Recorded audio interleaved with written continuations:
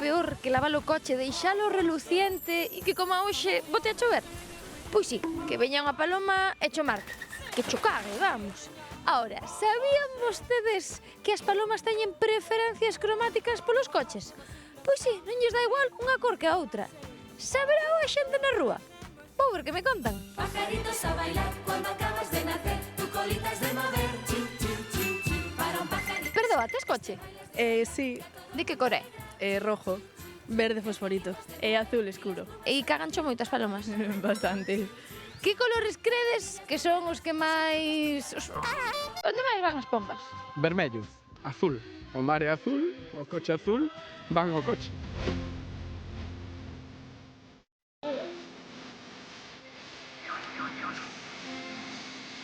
É gris e está impecable. Seguimos mirando.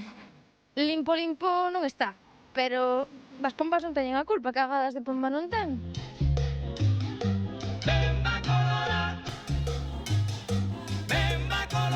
Que? Facedesvos xa unha idea de cales son as cores que máis lle gustan ás palomas? Porque este coche... está fino. Desculpe. Ui, non está a faladeira.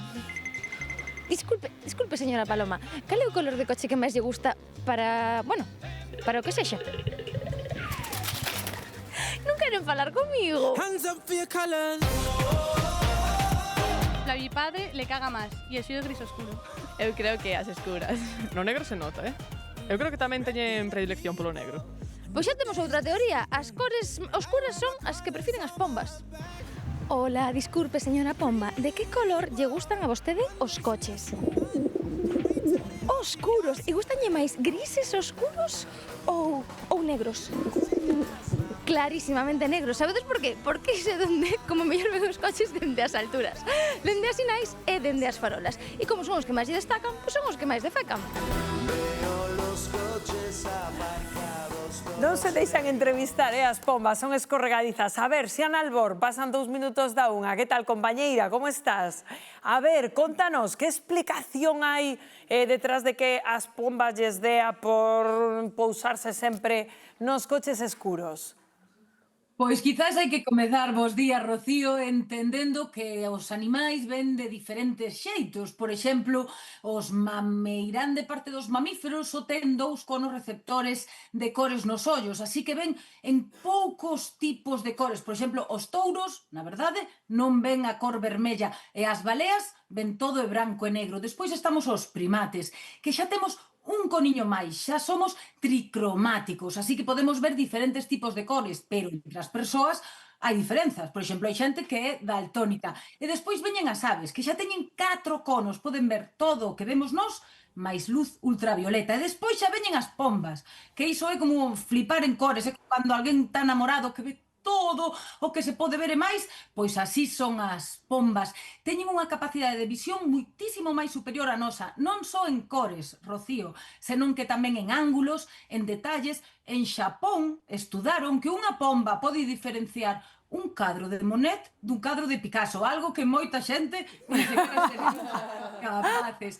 Pero a nivel científico, polo de agora, non hai estudos que demostren que as pombas tenden a evacuar máis en riba de coches escuros. O que si acontece é que a mellor lles atrae un coche moi puído, moi brillante, moi limpo, vailles gustar máis e tamén segundo onde se pousen, como moi ben explicaba o noso querido Montaña. Ajá, é dicir, que un factor importante é o brillo, non? Que saia dese coche. Por iso, Xiana, pasa tanto eso de como pode ser que acabo de lavar o coche e cagoume unha pomba, non?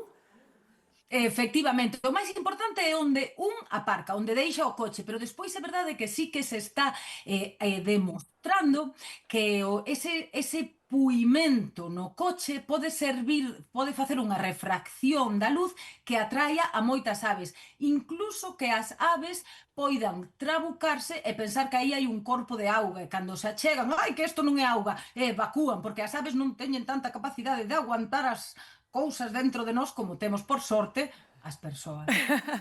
Esa por último, Xiana, esas feces das pombas son moi corrosivas? Pois eso sí que é certo, e con iso sí que hai unha manchea de estudos sobre iso, os excrementos das aves en xeral e das pombas tamén teñen moita cantidade de ácido úrico, o que en contacto coa pintura ou os produtos que envolven os nosos coches sí que poden provocar algunha corrosión, e aquí tamén hai moito debate porque hai quen di que vai variar o que máis polo tempo que ese excremento estea en contacto co noso coche, pero tamén polas condicións ambientais. Ajá, se fai moito calor, eso queda aí, en fin. Bueno, pois, querida Xiana, moitas grazas, como sempre, por aclararnos máis cousiñas deste apasionante asunto. Un biquiño grande, compañeira. Un bico. Bueno, que curiosísimo, rapaces. É que, pois, conclusión, non lavemos o coche, non? Claro, que lavamos o coche tan lavadiño e ao final vaya por el. Pero que eu digo, eu estuve agora en Cabárceno e fixéronos unha demostración das aves, unha cousa de cetrería. É increíble como poden ver a 40 km de distancia. Eu dicía, 40 metros, non, a 40 km de distancia poden ver a súa presa no suelo, plegar as alas e collelo casi no aire. É increíble. Ademais, nos vemos así como os burros, pero que elas ven así, visión panorámica, é impresionante. O sea, pero a mí sorprendeu... O sea, que van a por ti, van a en concreto. Pero non me sorprendeu. Si caga no azul é porque quere cagar no azul. E se quere cagar no marrón, pois caga no marrón. Ela sabe o que vai. Ve moi ben. Oye, che, rabia... Moi ben, todo isto está maravillosamente ben plantexado, pero agora pregúntome. Cando alguén vai pola rúa e vai a pomba graciosa de turno e che caga na cabeza. Da boa suerte. Como sabes a pomba de que core o teu coche?